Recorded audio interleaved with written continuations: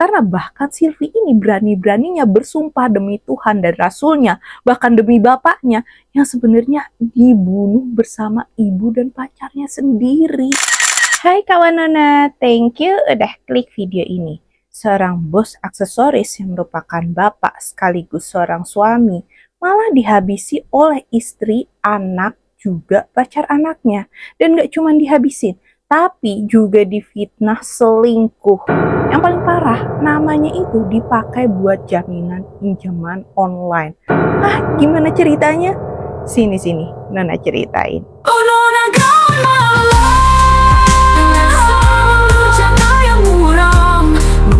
misteri dalam kegelapan, kejahatan manusia yang meninggalkan darah dan ketakutan. Sebelum mulai ceritanya, Nona mau disclaimer dulu ya. Cerita ini dibuat berdasarkan berita-berita yang sudah beredar dan diterbitkan oleh beberapa media publik yang Nona rangkum dan ceritakan kembali dalam bentuk alur cerita. Pria bernama Asep Saifuddin berusia 43 tahun adalah seorang kepala keluarga sekaligus ayah dari 3 anak. Dia adalah warga Kampung Serang, RT 3 RW 4, Desa Taman Rahayu, Kecamatan Setu, Kabupaten Bekasi, Jawa Barat. Nah, Asep ini memiliki istri yang bernama Juwariah atau dipanggil Juju. Usia Juwariah sekarang itu 45 tahun dan kan ada 3 anaknya nih ya. Anak pertamanya bernama Sylvia Nur Alfiani berusia 22 tahun. Anak kedua 12 tahun dan anak ketiga berusia 4 tahun. Asep ini merupakan seorang pengusaha aksesoris seperti kalung dan gelang. Yang mana usahanya ini sebenarnya adalah usaha keluarga. Dan usaha ini juga dijalani bersama adik dan juga keluarganya Asep. Dari usaha itu, Asep bisa memenuhi kebutuhan keluarganya dengan ekonomi yang terbilang cukup baik. Pokoknya nggak ada susah sama sekali lah ya.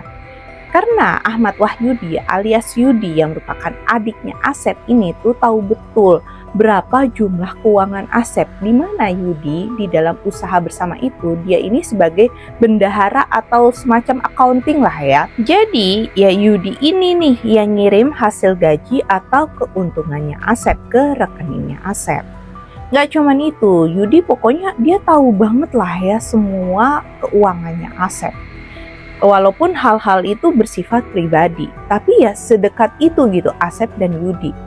Asep juga dikenal sebagai sosok yang mudah bergaul, orangnya tuh baik sama tetangga, rajin olahraga seperti sepak bola dan bulu tangkis. Hobi lainnya, Asep juga suka memelihara burung. Tapi beda nih sama istrinya. Si Juju ini tuh rada jarang gitu berbaur sama tetangga-tetangganya. Nah, Silvi, anak pertama Asep yang sudah cukup dewasa dikatakan berkuliah di Bandung. Dia juga udah punya seorang pacar yang hubungannya udah berjalan 4-5 tahun. Nama pacarnya adalah Hagisto Pramada alias Pram yang berusia sama seperti Silvi yaitu 22 tahun. Lalu siapakah si Pram ini? Dia tuh ngakunya mahasiswa IT di salah satu kampus di Depok. Sedangkan ibunya kepala sekolah dan dia punya 2 orang kakak. Gak ada yang aneh sama keluarganya Asep ini ya kalau dilihat dari luar. Tapi ternyata baik si istri maupun anak pertamanya punya rasa dendam terhadap Asep. Dari Juwariah alias istrinya Asep ini, dia tuh merasa Asep ini kurang dalam memberikan nafkah ke dia sebagai seorang istri. Dikatakan Asep ini hanya memberikan jatah 100.000 per hari. Ini pengakuan Juwariah ya, yang sebenarnya ya nggak sedikit juga ya. Tapi ternyata Juwariah ini juga suka cari masalah. Pernah suatu saat gaji karyawan Asep dititipkan pada Juju senilai 4 juta rupiah. Sampai ke karyawannya itu bukan 4 juta rupiah tetapi hanya 1,5 juta aja. Juju bilangnya ini tuh dipinjam dulu nanti dibayar. Tapi bayarnya tuh 100.000 rupiah, 200.000 rupiah. Lama banget gitu dilunasinnya. Nggak tahu juga ya dilunasin apa enggak. Ini tuh semua cerita dari Yudi ya, adiknya si Asep itu. Nah kalau gitu kan berarti udah berani-beraninya ini si Juju nilep uang karyawan kan. Hal ini pun diketahui Asep serta keluarganya. Jadi di saat Juju punya hutang sama teman-temannya, Asep pun geram. Dia nggak mau nih bayarin utang-utangnya Juju. Lain lagi kejadiannya sama Silvi, anaknya Asep. Silvi kan udah pacaran nih sama Pram 4 tahun lamanya, tapi ternyata gak kunjung mendapatkan restunya Asep untuk menikah. Alasannya karena Asep tahu Pram ini juga punya banyak hutang. Ya siapa sih bapak yang mau anaknya nikah sama Mokondo banyak hutang kayak gitu kan? Ya wajar lah ya Asep gak ngerestuin. Begitu juga nih si Pram, dia jadi kesel sama Asep karena hubungannya sama Silvi itu nggak direstuin. Dan menurut Pram, Asep ini nggak ada ramah-ramahnya sama dia. Kalau Pram ini lagi berkunjung mau ketemu si Silvi, ketemu Asep tuh kayaknya buang muka gitu. Nah dari rasa kesel itu akhirnya berujung dendam. Juwariah mulai berpikir bagaimana nih caranya menghabisi Asep. Dan Juwariah yang tahu anaknya juga kesel sama Asep mengutarakan keinginannya dan mengajak Silvi untuk bekerja sama. Tapi awalnya Silvi ini menolak, dia tuh merasa kasihan sama bapaknya sendiri. Tapi ya entah bagaimana nih ya, jadinya singkat kata si Silvi ini mengiyakan ajakan ibunya itu. Dimulailah percobaan pengeksekusiannya si Asep. Yang dilakukan gak hanya sekali, tetapi berkali-kali, dan terakhir caranya pun cukup sadis.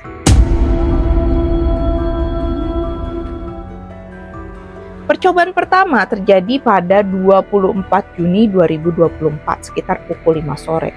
Juwariah, si istri, Silvi, si anak, dan Pram pacarnya Silvi. Mereka ini bertiga mencoba mencampurkan soklin cair ke dalam minuman susu soda yang diberikan pada Asep. Namun percobaan ini gagal. Karena ketika baru diminum sedikit gitu ya, Asep ini menyadari ada yang salah sama minumannya itu. Dia bilang gini, kok minumannya kayak rasa sabun ya? Jadilah itu minumannya nggak dihabisin sama Asep. Tapi Asep belum curiga, dia tuh pikir mungkin gelasnya bau sabun gitu. Lalu dilakukanlah percobaan kedua pada 25 Juni 2024 atau sehari kemudian dengan kembali mencampurkan soklin cair ke dalam minuman Floridina. Namun juga tidak berhasil menghabisi si Asep. Di situ Asep langsung mual dan muntah. Hal ini juga diketahui adik Asep yang bernama Yudi tadi ya. Tapi nggak ada nih pikiran buruk baik dari Asep ataupun Yudi kalau minuman Floridina ini sudah diracuni. Setelah 2 kali gagal pada hari yang sama, Pram ini malah mengusulkan untuk langsung mengeksekusi Asep. Gagal terus, langsung aja kita habisin bapak. Usulan ini pun disetujui oleh Silvi dan Juwariah. Namun eksekusi Asep juga gagal pada hari itu karena ditunggu kan ya sampai pukul 12 malam. Tapi ternyata Asep tuh belum tidur juga. Singkat kata, 2 hari kemudian pada tanggal 27 Juni 2024, Asep ini sempat mengajak keluarganya untuk jalan-jalan ke Mall Metropolitan Bekasi. Nah, mereka ini tuh makan di Solaria, terus belanja-belanja. Pokoknya selayaknya keluarga yang bahagia aja kayak biasa ya. Dan sepulang dari mall itu, Asep ini masih sempat bermain bulu tangkis bersama teman-teman dan tetangganya di lapangan RT deket sama rumahnya. Lalu pulang kan dia, kecapean nih, dia pun tertidur di ruang tamu. Saat memasuki jam 3:30 pagi, nih orang-orang bertiga itu segera melakukan aksi jahatnya. Silvi dan Juwariah memakai helm agar apabila Asep ini terbangun akan dikira ini tuh aksi perampokan.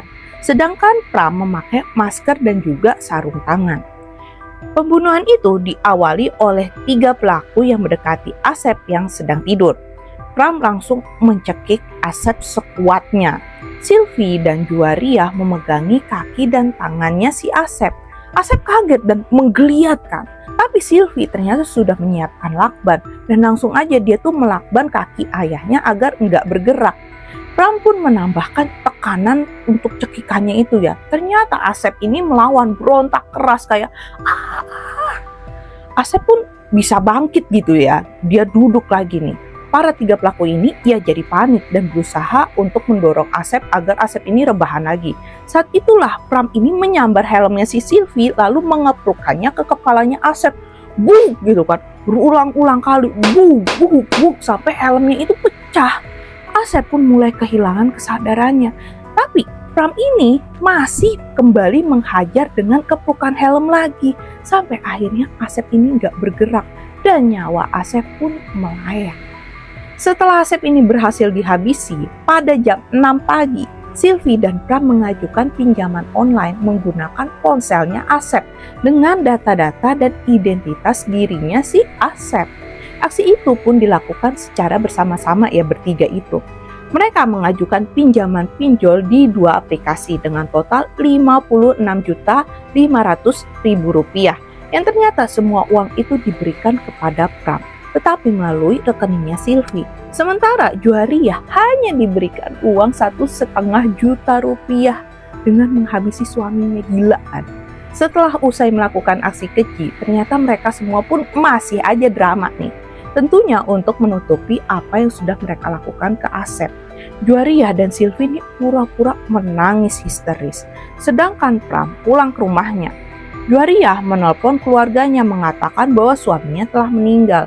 Hari itu juga si Asep ini akan dimakamkan. Sebelum jenazah diberangkatkan ke pemakaman, Yudi, adiknya Asep ini ditelepon diberitahu Juariah bahwa Asep ini udah meninggal. Yudi tiba di rumah duka sebelum jenazah diberangkatkan. Tapi dia tuh sempat melihat kondisi jenazah dan menurutnya kondisi jenazah kakaknya ini sangat mencurigakan. Kepala dan mukanya tuh lebam gitu, terutama matanya sebelah kanan, bibirnya juga robek gitu. Di leher kelihatan ada tanda cekungan melingkar. Tapi karena itu suasana duka dan tentunya Yudi sangat sedih kehilangan kakaknya secara tiba-tiba ya, dia pun tidak bertanya soal kejanggalan yang dia lihat. Nah, sebelum lanjut ceritanya, jangan lupa dong buat like dan share cerita ini sebanyak-banyaknya. Jangan lupa juga buat subscribe channel Nona biar Nona semakin semangat ya untuk berbagi ceritanya ke kalian semua. Nah, kecurigaan Yudi lainnya di rumah duka cuma ada Juariah dan Silvia. Ingat kan, Asep ini kan punya 3 anak. Nah, 2 anak Asep lainnya ini nggak kelihatan. Katanya anak-anak itu sedang main entah kemana. Selesai pemakaman, Yudi meminta HP-nya Asep ke Juariah. Lalu Yudi nih meneliti isi HP itu di rumahnya sendiri. Ada beberapa panggilan dan chat WA pada hari-hari sebelum kematiannya Asep.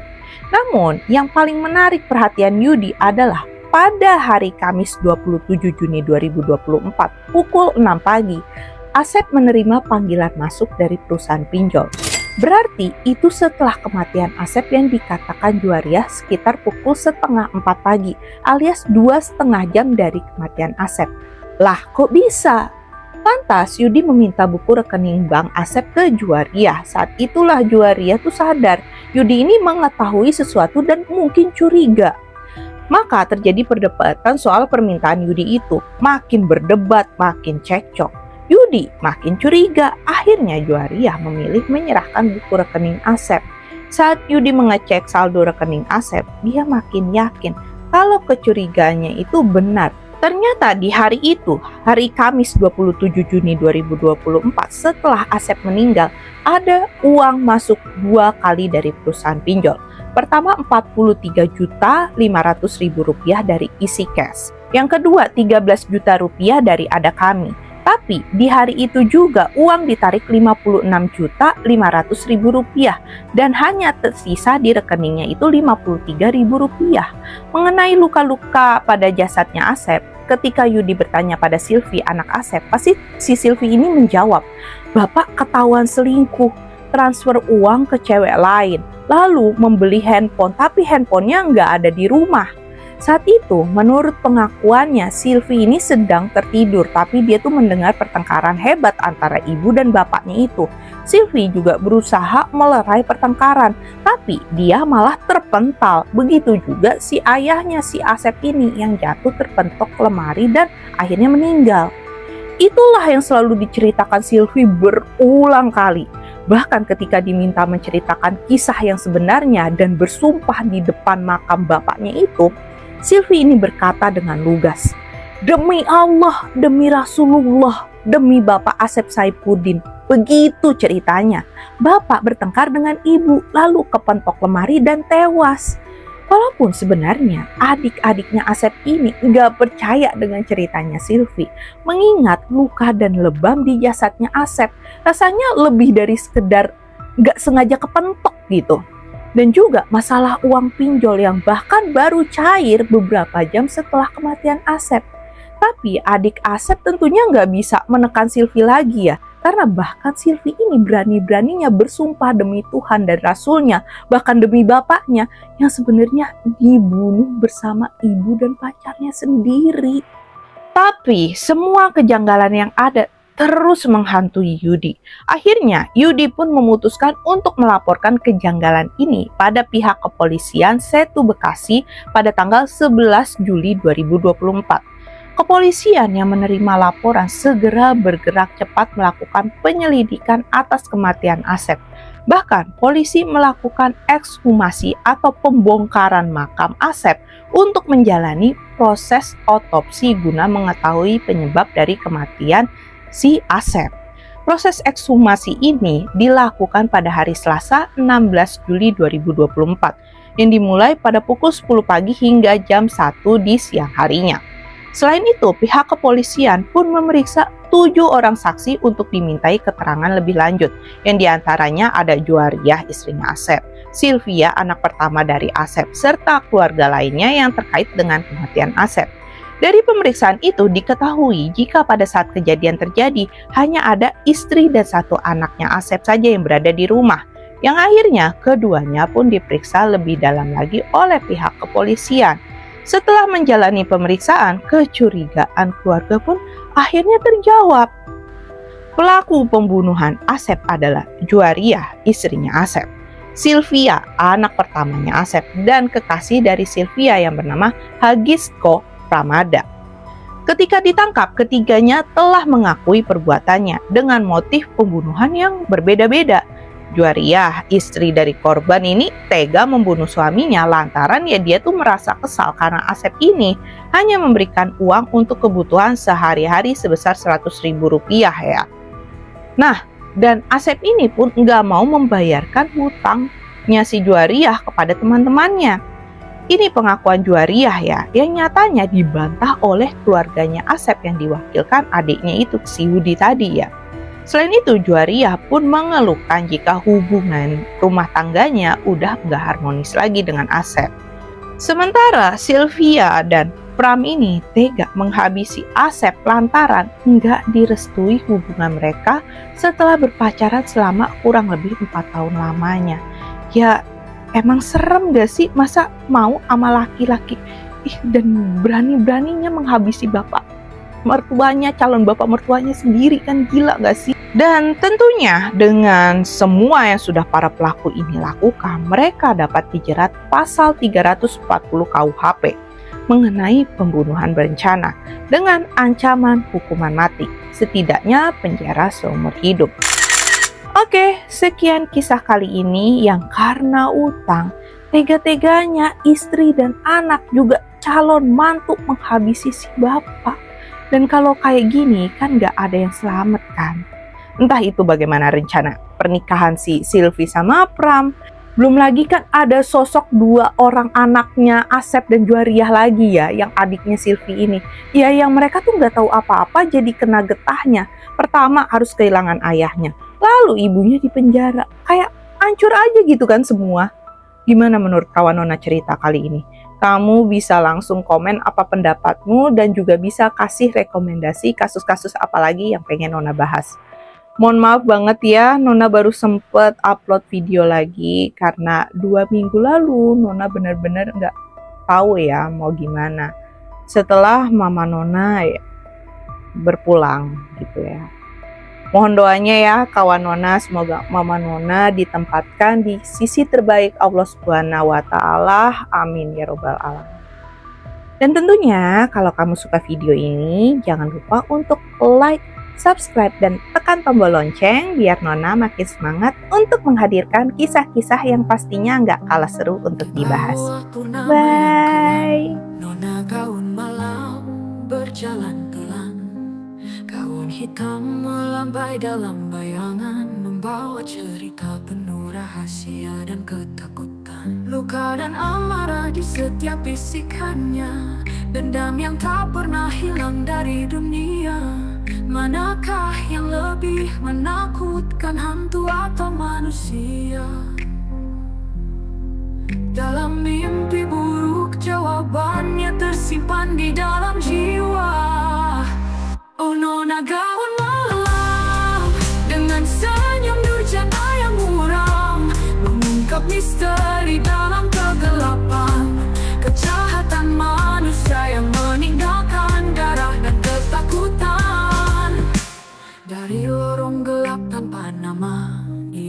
bercerita tentang nyawa yang hilang dalam murka. Manusia bisa lebih keji dalam kegelapan, menabur mimpi buruk penuh dendam dan amarah. Luka dan amarah di setiap bisikannya, dendam yang tak pernah hilang dari dunia.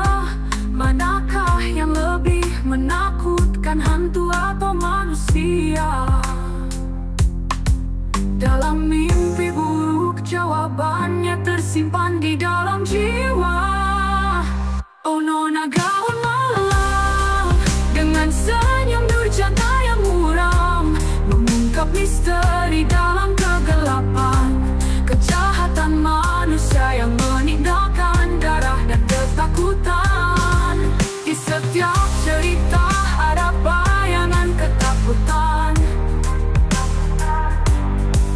kisah manusia yang terperangkap dalam kegelapan. Nona gaun malam, penyimpan rahasia kelam, menunjukkan sisi gelap dari dunia yang muram. Oh nona gaun malam, dengan senyum durjana yang muram, mengungkap misteri dalam kegelapan. Kejahatan manusia yang meninggalkan darah dan ketakutan. Malam berlalu, namun cerita tetap tinggal di bawah bintang, rahasia semakin mendalam. Nona gaun malam, penutur mimpi buruk, membawa kita ke dunia yang penuh durjana dan murka.